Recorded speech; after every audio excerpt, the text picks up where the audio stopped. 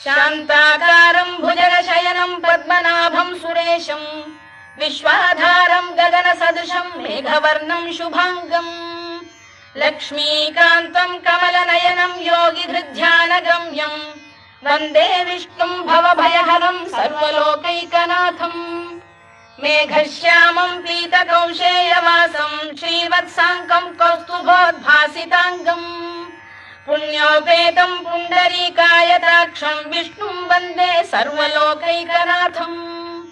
నమః సమస్తభూతానామాదిభూతాయ భూభృతే అనేక రూప రూపాయ విష్ణవే ప్రభ విష్ణవే సశంఖ చక్రం సకిరీట కుండలం సపీత వస్త్రం సరసీరుహేక్షణం సహార వక్షస్థల శోభి కౌస్తుభం నమామి విష్ణుం శిరసా చతుర్భుజం ఛాయాయాం పారిజాతస్య హేమ సింహాసనోపరి